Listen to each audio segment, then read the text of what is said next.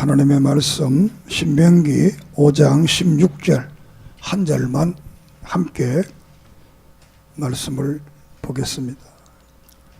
신명기 5장 16절 다 같이 봅니다. 너는 내 하나님 여호와께서 명령한 대로 내 부모를 공경하라. 그리하면 내 하나님 여호와가 내게 준 땅에서 내 생명이 길고 복을 누리리라. 아멘. 살아계신 하나님, 우리에게 말씀을 주시고 그 말씀대로 이루어 가시는 여호와 하나님을 믿습니다. 이 시간도 우리의 마음을 열게 하시고 귀를 열게 하시고 하늘의 신령한 진리의 말씀, 생명의 말씀, 구원의 말씀, 축복의 말씀 마음에 새기게 해 주시옵소서. 이 시간도 예수 그리스도 이름으로 이적과 기적과 능력과 권능과 회개와 치료의 역사, 아름다운 믿음의 간증이 있게 해 주시옵소서. 성령께서 우리를 사로잡아 주시고 하나님의 사람으로 살아가도록 역사하는 능력이 이 시간 우리에게 임하게 해 주시옵소서. 예수님의 이름으로 기도드립니다. 아멘. 할렐루야. 이 시간도 하나님의 은혜와 사랑과 축복이 넘치기를 주의 이름으로 축복합니다. 신명기는 마지막 이스라엘 신세대가 가나안 땅을 들어가기 전에 모압 평지에서 창세기, 출애굽기, 레위기, 민수기 이 네 권의 말씀을 요약해서 다시 한번 신세대에게 이 말씀을 주시는 겁니다. 이 말씀을 주시는 것은 신세대가 가나안 땅에 들어가서 행복하게 사는 길이 뭐냐? 그것은 일 잘하고 전쟁 잘하고 이렇게 열심히 해서 잘 사는 게 아니라 내가 준 이 하나님의 말씀을 그대로 믿고 그대로 지키면 가나안 땅에서 행복한 삶을 누릴 수 있다. 믿습니까? 그래서 특별히 올달은 가정의 주간에서 오늘 16절은 부모와 자식과의 관계에서 말씀을 하고 있습니다. 출애굽 20장에 나오는 십계명을 여기 다시 한번 말씀을 드리는 십계명이 됩니다. 이 십계명에는 10가지 계명 중에 2계명이 축복을 약속을 하고 있는데 제2계명 우상을 섬기지 않고 하나님을 바로 섬기면 천대까지 축복하겠다 약속했습니다. 믿습니까?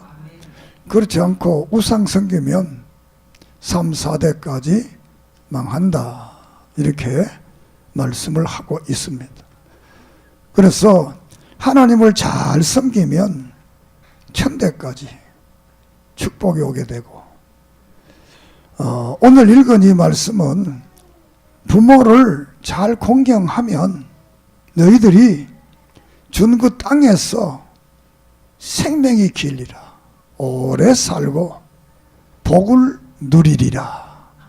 따라합시다. 복을 누리자. 복을 받아도 못 누리면 그림의 떡이다.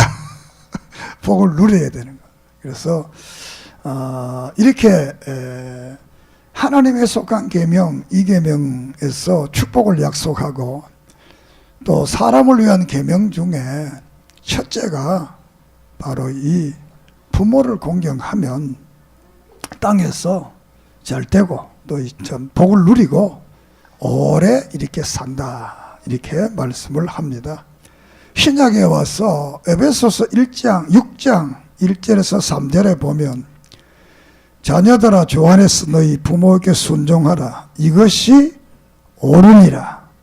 내 아버지와 어머니를 공경하라. 이것은 약속 있는 책 계명이니 이로써 내가 잘되고 장수하리라. 복을 누리라는 말을 잘된다 이렇게 말씀을 하고, 또 생명의 길이라는 이 말을 장수하겠다 이렇게 말을 합니다. 그리고 여기에 이제 첫 계명이라 이런 용어를 쓰게 됩니다. 이것은 10계명 중에 4계명은 하나님에 대한 계명이고, 또 5번째에서 10번째 계명은 사람을 위한 계명인데, 사람을 위한 계명 중에 첫째가 부모를 공경하는 것이다. 믿습니까? 부모 없는 사람 없잖아요. 부모가 있어야 자식이 있는 겁니다. 우리는 그래서 성경은 이 가족과의 관계에서 부모와 자식과의 관계를 대단히 소중하게, 이것은 가족이라는 어떤 사랑의 공동체의 모습도 되지만 이 사회 질서가 이루어져 가는 하나의 권위의 문제도 이 5계명 속에 포함됩니다. 권위의 문제라고 하면 국가의 지금 같으면 대통령이나 또 장관들이나 국회의원들이나 또 뭐 직장에 가면 상사라든가 기타 이런, 또 내 주위엔 이웃 어른들, 이런 나보다 더 나이가 많은 그런 분들에게는 잘 순종하고 공경하는, 존경하는 이런 그 삶을 살아라. 그래야 그 사회가 아름답고 복되고 질서가 있다. 그 말세에 가게 되면 이 권위가 없어지고 질서가 없어지는 겁니다. 왜냐하면 다 개인주의, 자기중심적 사회로 이제 변하기 때문에 권위가 없어져 버리는 거죠. 오늘도 뭐 우리 가정에 가면 가장 1번이 아이고, 2번은 매리고, 3번은 부인이고, 4번은 남편이고, 5번이나 6번 정도는 이제 부모가 되지 않겠나. 뭐 대한민국이 동방예의지국이지만 동방예의지국이라 할 만한 용기는 지금 잘 안 나는 것 같아요. 그러나 우리는 그리스도인들은 동방예의지국보다는 정말 믿음으로 부모를 잘 공경하는 그런 은혜가 있기를 바랍니다. 지난 주간에 저도 사랑하는 분을 한 분 세상 보내고 장례식까지 다 마쳤습니다만, 인생이 산다는 것이 천년만년 살고 싶지만 천년만년 사는 것이 아니잖아요. 그래서 이 제 5계명을 우리가 시한부 계명이다.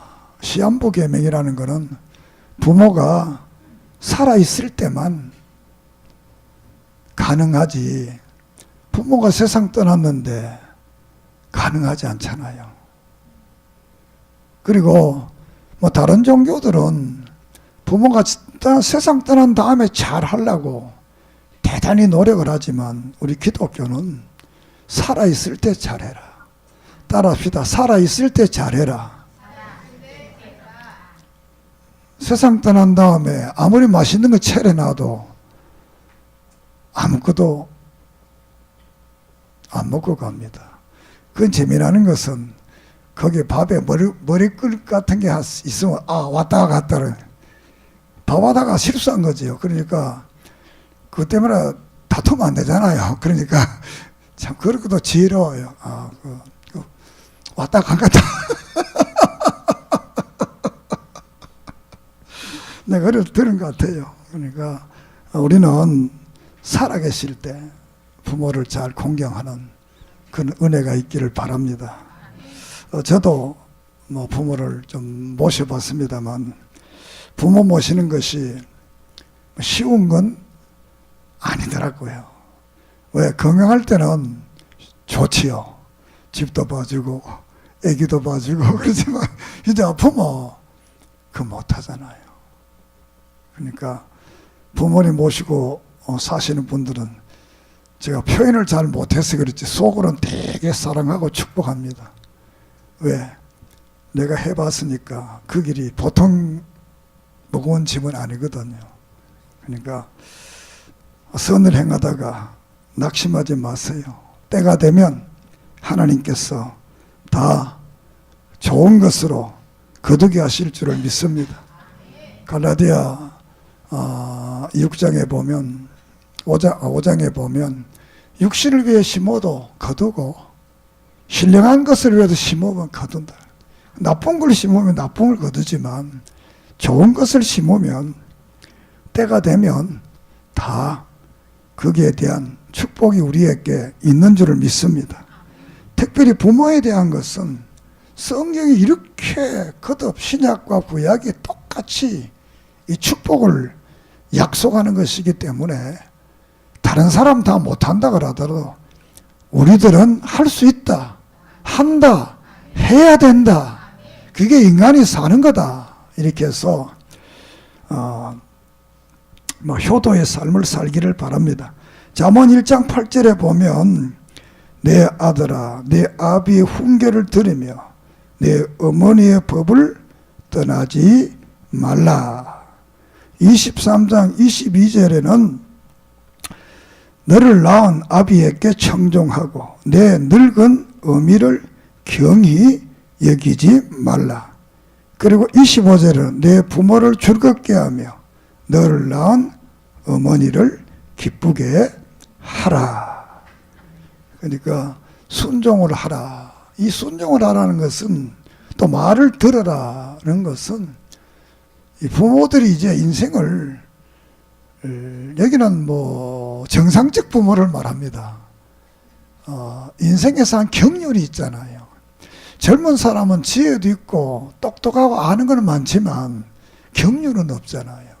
그러니까 부모는 사실 아는 건 많지 않아도 살아온 생애 속에 묻혀있는 그 경륜이 대단한 거죠. 그래서 그 어떤 부모가 자기 자녀를 못되게 하는 부모는 뭐 하나도 없다 그러면 뭐 그건 안 되겠지만 다 못되게 하고 싶은 부모는 하나도 없습니다.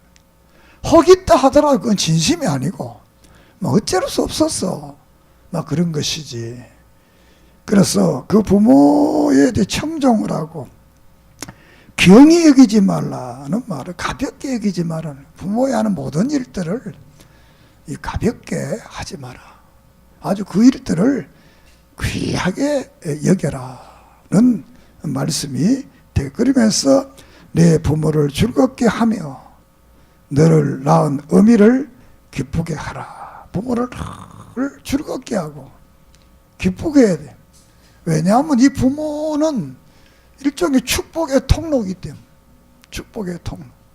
히브리서 13장에 거기에 너를 위해 기도하는 사람, 이것은 교회 목사도 되지만 부모도 되는 것. 그런 사람을 슬프게 하지 마라, 가슴 아프게 하지 말라는 거. 그러면 이게 유익이 없다. 우리가 부모님의 마음을 괴롭혀서 뭐 유익받을 게 뭐가 있겠어요.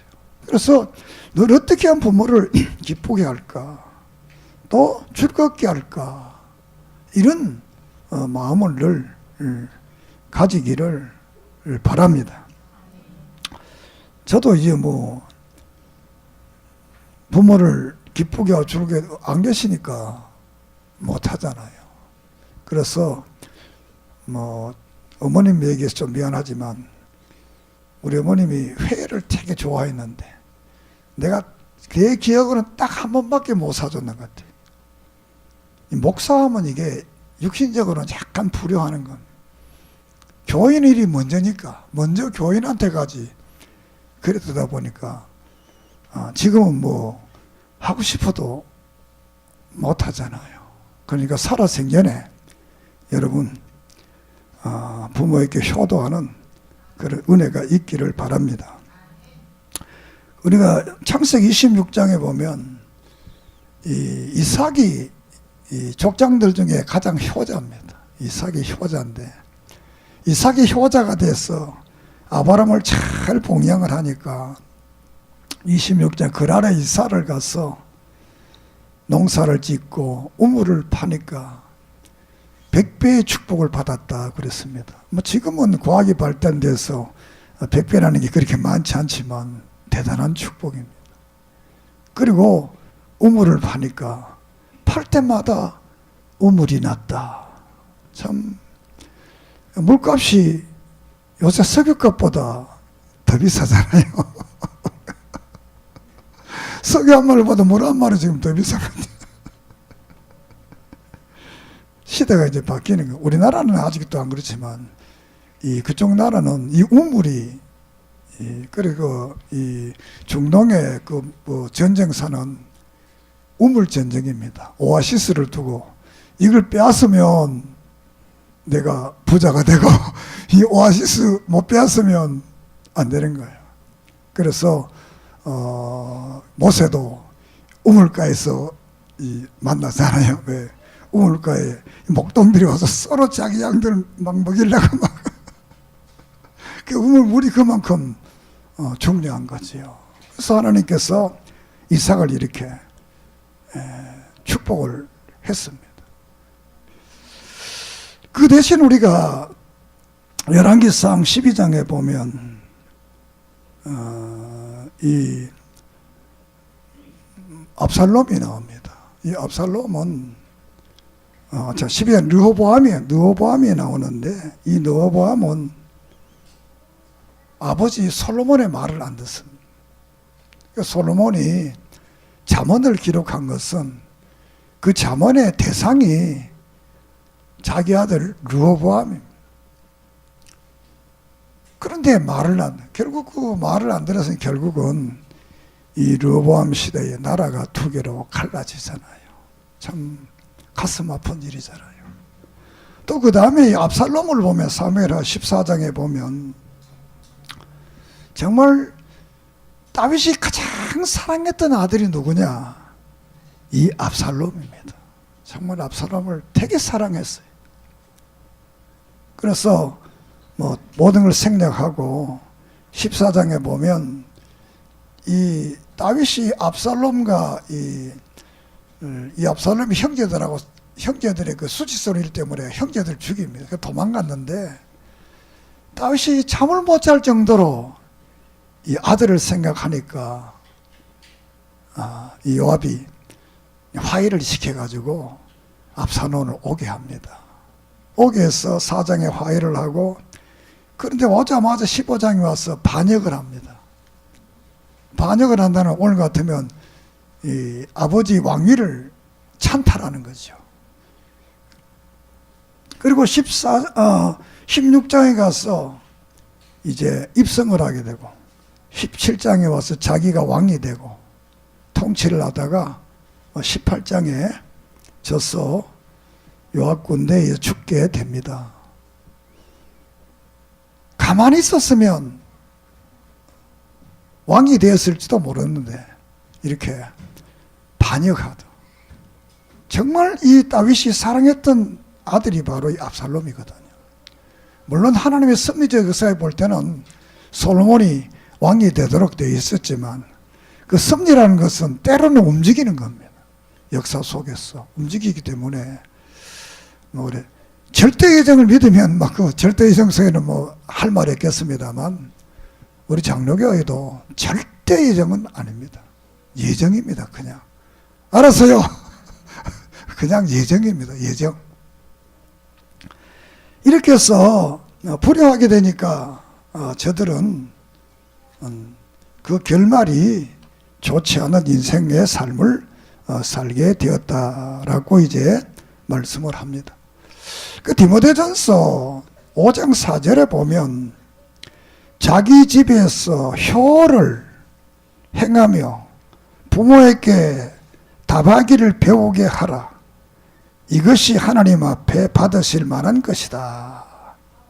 그 신약교회는 이 지도자를 세울 때, 다시 말하는 집사, 장로, 목사를 세울 때 효도를 행하는 법을 가르쳐라. 디모데 보고. 직분자가 되려면 가족에서 이 효도하는 그 사람이 되도록 효를 가르쳐라 그랬어요. 그러니까 이 초대교회가 이 가족관계의 이 효도라는 것은 대단히 귀중하게 여겼던 겁니다. 사실 이 서양이 우리보다 가족관계가 좀 덜하잖아요. 그런데 이렇게 성경에서는 이 효를 행해서 부모에게 보답하고 부모를 잘 섬기는, 또 다른 말로는 가정을 잘 다스린다는 용어를 씁니다. 가정을 잘 다스리는 사람. 가정을 잘 다스리는 사람이 자녀의 교육도 잘하지만 부모에게 효도도 잘하는. 그러니까 이 요건 중에, 지도자의 요건 중에, 외형적 요건 중에 가장 중요한 요건이 가정입니다.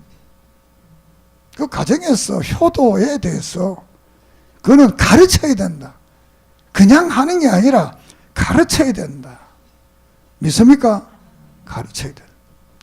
그래서 우리는 가르쳐서 늘 부모의 마음을 잠언 23, 25 즐겁게 하고 기쁘게 하게 되면 복이 된다라는 겁니다.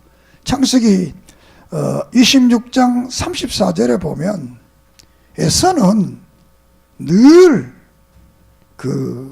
이삭과 리브가의 마음을 근심되게 했다. 이렇게 35장에 가서 말씀을 그렇게 하고 있습니다. 야곱은 어쨌든 간에 부모의 마음을 기쁘게 하는, 즐겁게 하는 그런 삶을 살았는데, 이 장남 에서는 매일 하는 일마다 부모의 마음을 아프게 하는 거예요. 그래서 늘 근심하고 늘 걱정했다. 이렇게 창세기 26장 35절에 말을 하고 있습니다. 결국은 이 부모의 마음을 금신케 하던 이 에서는 이스라엘 족보에서 탈락되는 겁니다. 그러나 부모의 마음을 기쁘게 했던 야곱은 이스라엘 족보를 이어가는 3대 족장이 되는 이런 역사를 성경은 기록하고 있습니다. 그런데 효도라는 것은 성경 속에 대단한 역사를 우리에게 말을 하고 있습니다. 효도 그 자체보다도 효도를 한다는 것은 계명을 지킨다는 것. 계명을. 그 신명기 28장에 보면 계명을 지키면 1절에서 쭉 6절까지 보면 참 그게 많은 말을 하고 있습니다. 내가 내 하나님 여호와의 말씀을 삼가 듣고 내가 오늘 내게 명령하는 그 명령을 지켜 행하면 여호와께서 너를 세게 모든 민족 위에 뛰어나게 한다. 믿습니까? 또 모든 복이 내게 임하리라. 또 3절에 성읍에서도 복을 받고 들에서도 복을 받는다. 4절에는 내 몸의 자녀와 토지 소산과 짐승의 새끼와 소와 양의 새끼가 복을 받는다. 그리고 5절에는 내 광주리와 떡반죽 그릇이 복을 받을 것이며 내가 들어와도 복을 받고 나가도 복을 받으리라. 할렐루야. 계명을 지키면 여기는 모든 것이 세계 민족 위에 뛰어나게 하겠다.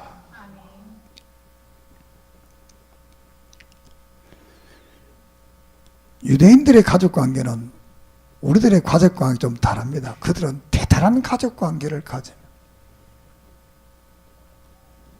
왜냐하면 유대인들은 여자가 유대인 아니는 사람 결혼하면 그 사람 유대인 돼야 하는 거지. 그래서 유대인은 남자든 여자든 결혼하면 유대인 돼버려. 유대인과 결혼하면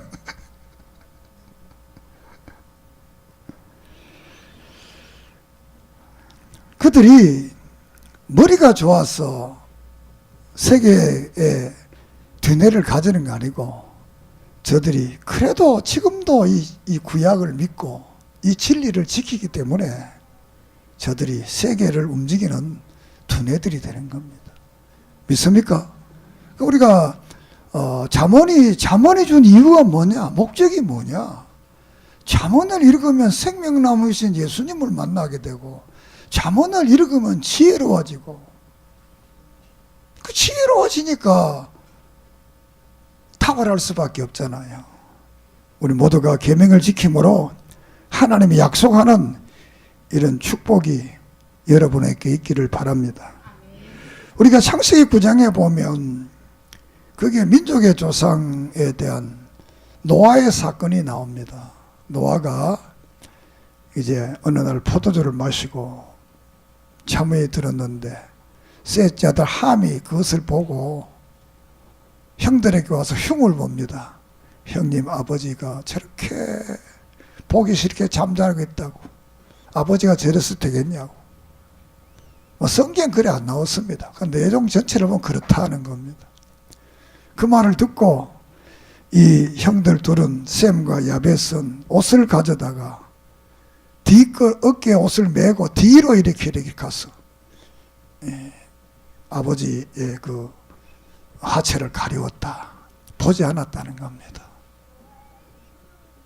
그리고 이어서 성경을 보면 그것을 노아가 이제 깨어나서 알게 됩니다.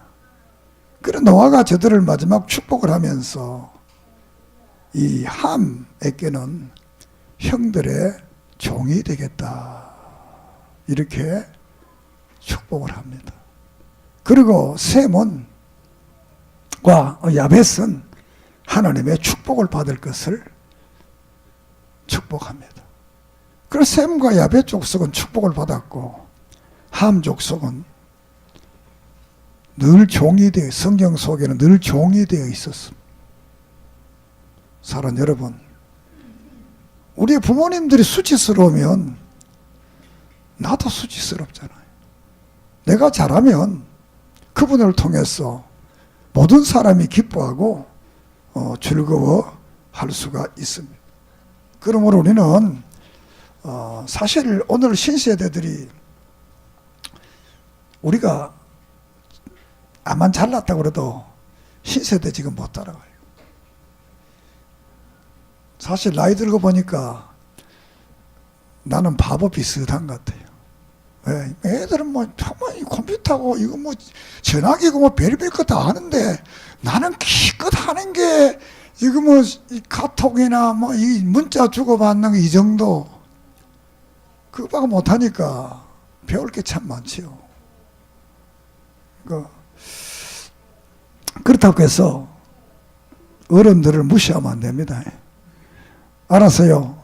자기들이 좀 더 잘한다고 무시하면 안 돼. 그러나 어른들이 가지고 있는 경륜은 그래도 못 따라온다.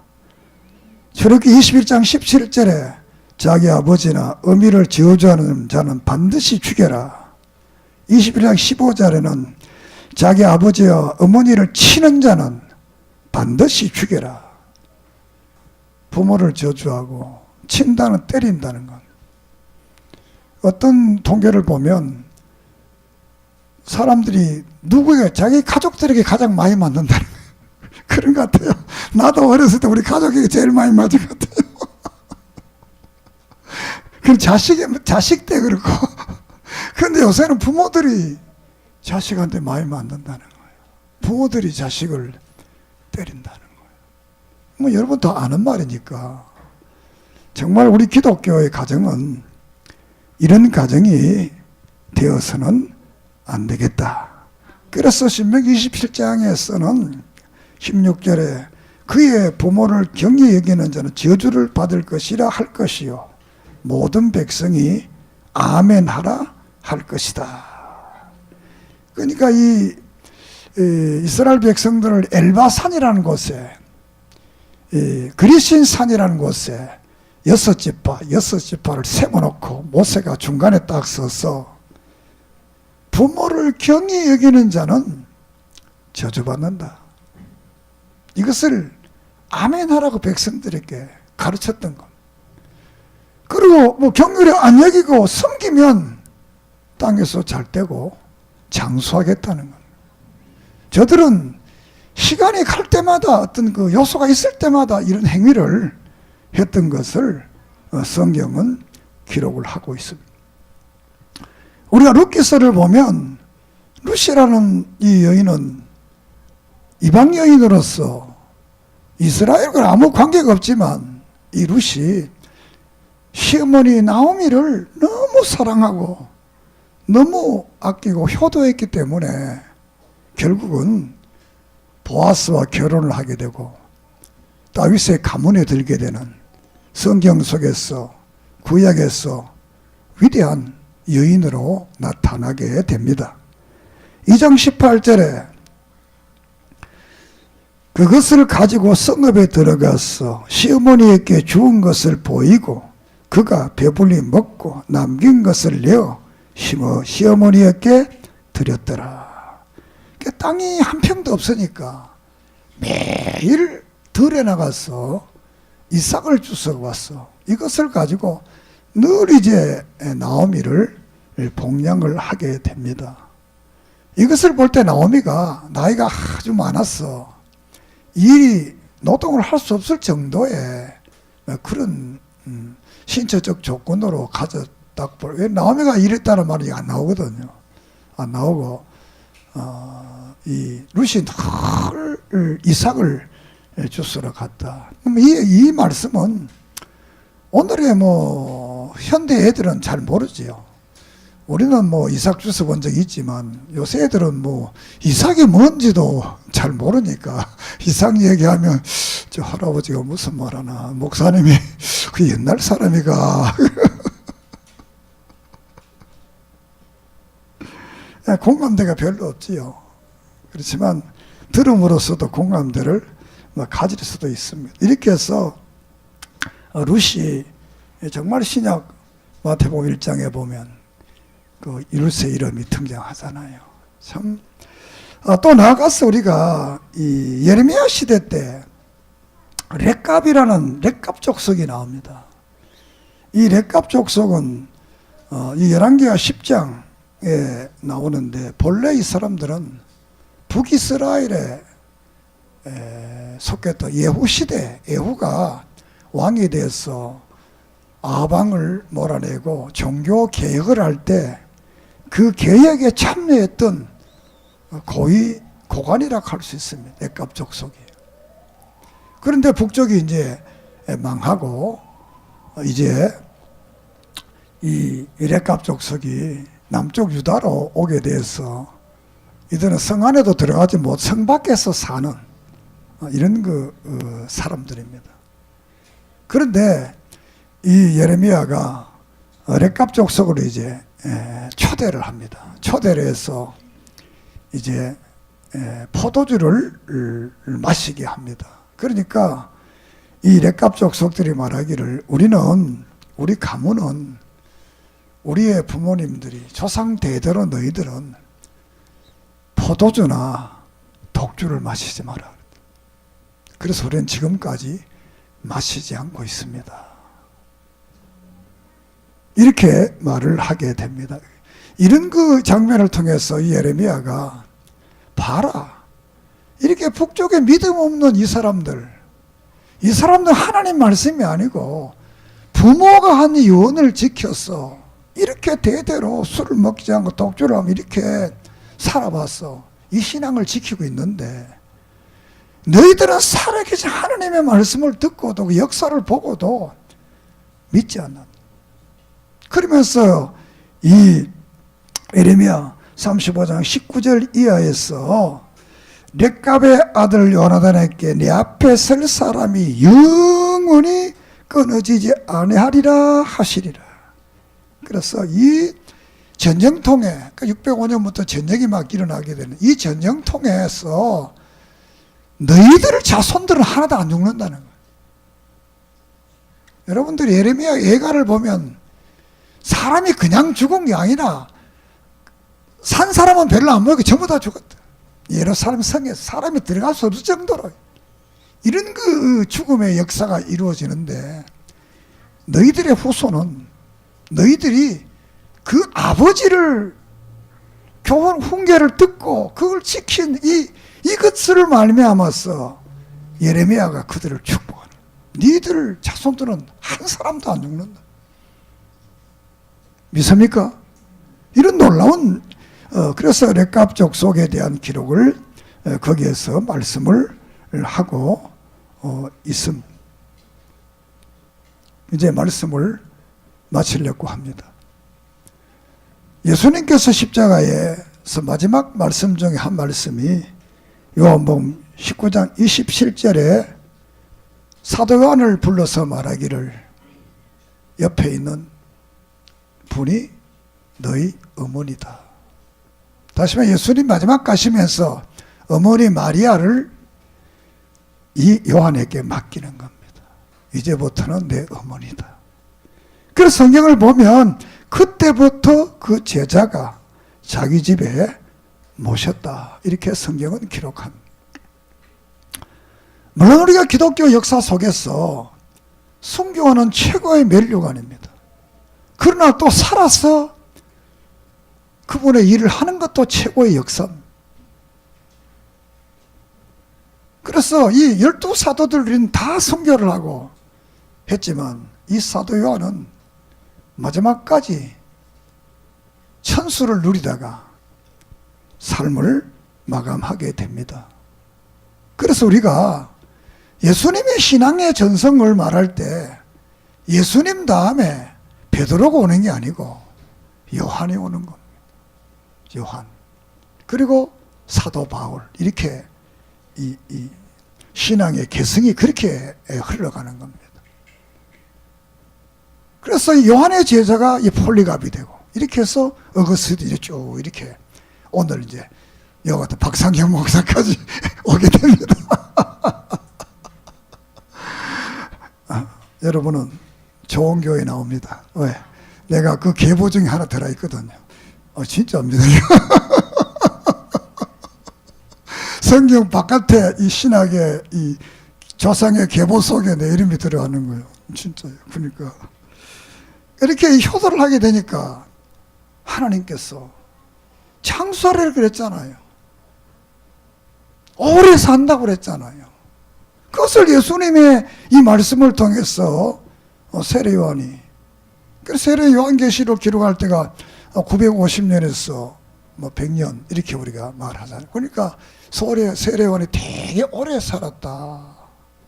그 100세를 더 살았다. 이렇게 보게 됩니다. 디모데후서 3장 1절에 너는 이것을 알라. 말세에 고통하는 때가 이르니 사람들이 자기를 사랑하며 돈을 사랑하며 교만하며 비방하며 부모를 거역하며 감사치 아니하며 거룩하지 아니한다. 그러고 너는 거기서 돌아서라. 이 마지막 시대는 이 세상의 고통의 시대가 온다는 거예요. 가족관계가 깨어지고 너와 나와의 사회관계가 깨어지고 모든 관계가 다 깨어져 버리는 이런 그 참혹한 시대가 미래 오게 되는데, 그때는 모든 사람이 자기밖에 모른다는 거예요. 그리고 돈밖에 모르는 이런 시대가 온다는 거예요. 그리고 부모를 거역한다는 거예요. 인생을 감사할 줄 모르는 이런 시대가 오게 된다는 거예요. 이런 시대가 이미 도래했다고도 볼 수 있어요. 너는 여기서 돌아서라. 이런 그 불확실을 시동한 시대, 부모를 거역하는 이 시대에 너희는 부모를 거역하지 말고 지켜라. 그러면 첫째 계명이니 네가 땅에서 잘되고 장수하리라. 부모는 축복의 통로입니다. 부모를 통해서, 그 효도를 통해서 내가 축복하겠다. 이 가정의 달, 오늘 어버이 주일을 맞이해서 다시 한번 새롭게 효도할 것을 다짐하면서 정말 시한부적인 이 계명을 잘 지켜서 여러분이 땅에서 잘 되고 복을 누리고 장수하는 오래 사는 그런 역사가 있기를 축원합니다. 기도드리겠습니다. 하나님, 이렇게 오계명을 지키는 자는 복을 누리고 생명이 길이라고 했사오니 우리가 이것 때문에 효도하는 것이 아니라 그것보다도 더 나를 낳으시고 나를 기르신 그 어버이에 대해서 정말 순종하며 그를 기쁘게 하며 즐겁게 할 수 있도록 하나님 도와주시옵소서. 성경 속에서도 불효자들은 다 잘못된 길을 가고 망했지만 효자들은 다 잘된 길을 가고 승리의 길을 가고 축복을 받고 또 축복을 누렸던 것을 봅니다. 주님께서도 마지막 가시는 그 길에서도 효도했던 것처럼 우리도 주님을 본받아 우리의 마지막 생에 효도하며 사랑하며 축복하며 살아가게 해 주시옵소서. 우리 교회도 부모님들을 모시는 분들이 있습니다. 열심히 간호하는 분들이 있습니다. 하나님, 저들을 축복해 주시옵소서. 저들을 긍휼하게 주시옵소서. 낙심하지 않게 도와 주시옵소서. 아픈 사람도 아프지만 간호한 사람이 더 아픈 것을 저는 압니다. 주여, 위로해 주시고 축복해 주시고 하늘의 위로를 저들에게 주시옵소서. 우리 모든 가정들이 건강해서 효도하며 사랑이 넘치는 가정들 되게 해 주시옵소서. 만가지 은혜를 감사하며 예수님의 이름으로 간절히 축복하며 기도드립니다. 아멘.